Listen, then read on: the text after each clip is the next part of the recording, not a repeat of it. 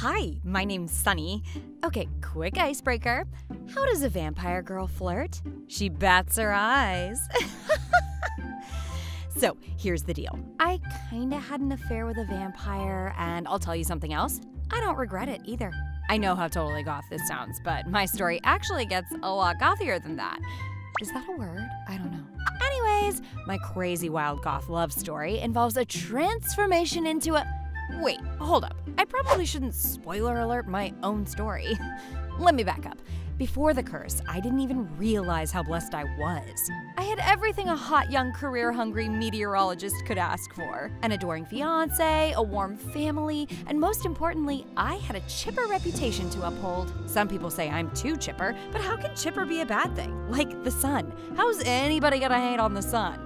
Being social made the world go round. But this story is about the times when things got dark. I should have known when it rained on my wedding day.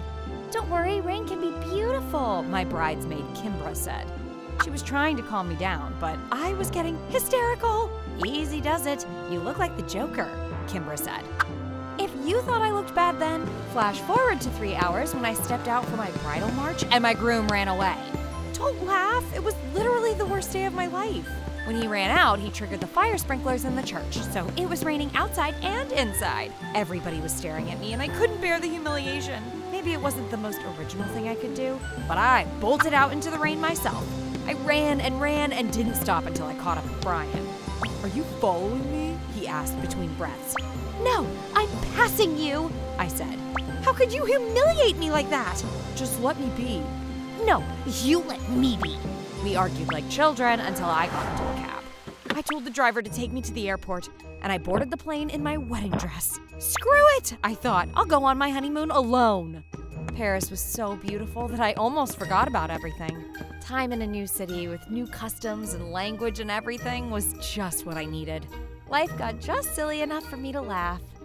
I was living my best life, sleeping in and eating salted caramels in bed while watching reruns of The Brady Bunch in French.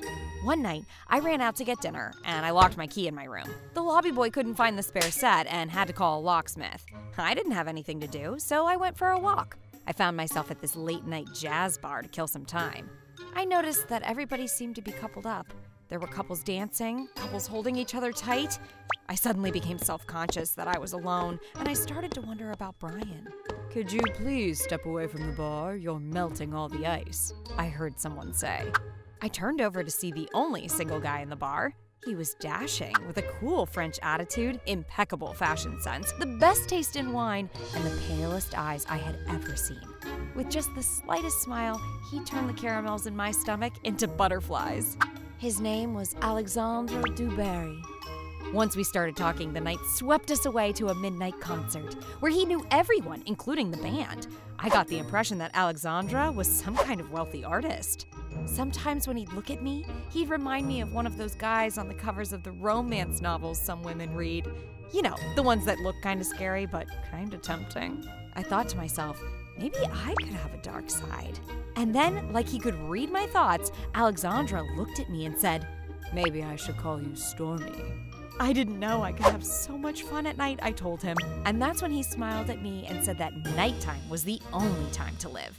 I wanted him to kiss me, but he said goodnight. The next day felt even brighter. My sunny disposition was returning. I called Kimbra and told her what a wonderful time I was having, and she kind of let something slip about Brian. "Married?" she repeated herself. Apparently, Brian ended up eloping with some skank he met in Vegas, and now he was married. I didn't even want to see what she looked like. But then about 27 minutes later, I broke my promise to myself and started stalking her online. They looked so dang happy in their wedding photos that to say it bugged me would be an understatement. This was like some kind of Goliath beetle, and it was crawling all over my brain until, like an idiot, I messaged Brian. 39 times, actually. I stayed in bed all day until I forced myself to go out.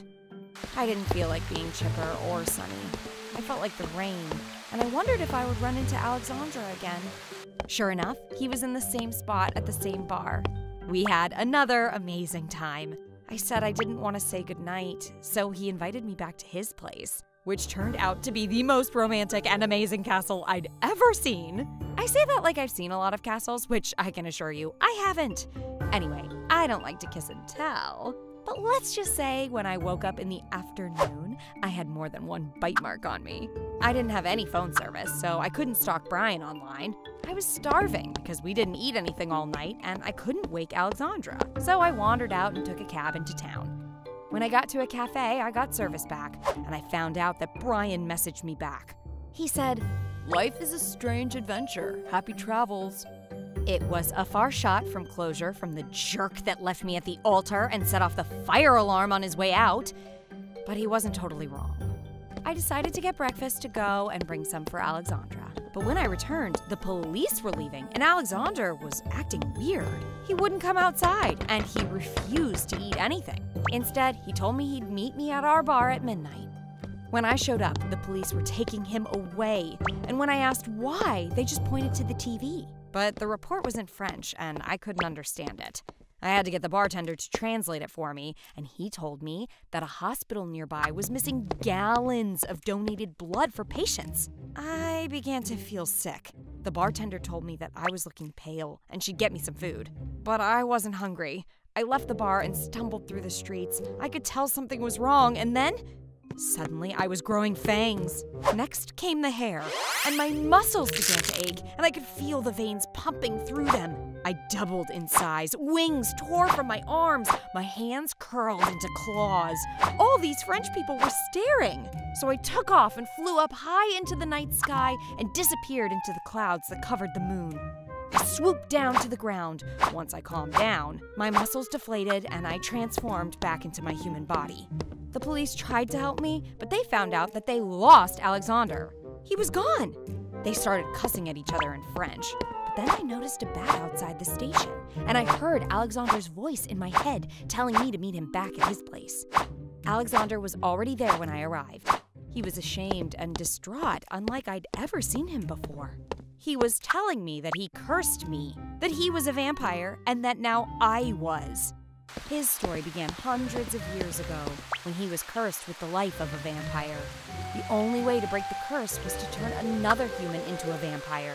For years, he said he couldn't bring himself to do it, until he met me. But now that I had turned, he was supposed to be free from his curse, and he wasn't. He kept mentioning these ancient scrolls and asking if I could ever forgive him.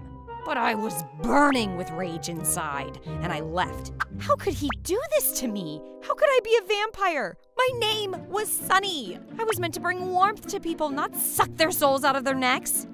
I lived by night and left Paris for home.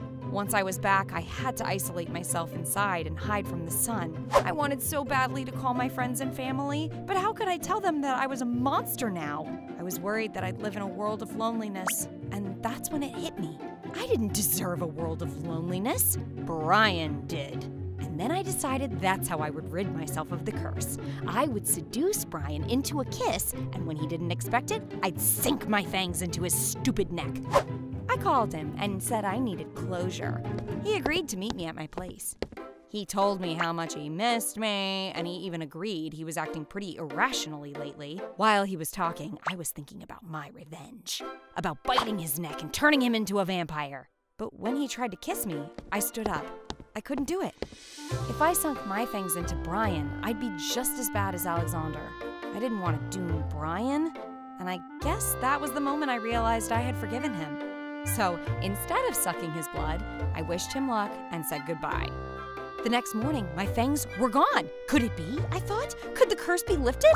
I went to the window to check, and when I felt the sun on my cheeks, I knew everything was going to be okay. The curse wasn't lifted by cursing another, it was lifted by sparing another. Or at least that's what Alexander said he discovered in the ancient scrolls. See, oftentimes hurt people end up hurting other people, but it doesn't have to be that way. There's a proverb out there that I'm sure you're familiar with. 2 wrongs don't make a right. Now that I'm like human again, and maybe a little wiser, I've decided to tread slowly back into the social scene. I learned that rainy days aren't so bad. If you were never down, how would you know when you were up? One thing's for sure, we're going to experience all kinds of people, just like the weather. Do you like rainy days? Tell us about it in the comments, and don't forget to like and subscribe for more hidden wisdom stories. Remember, when you share our stories, you're sharing wisdom.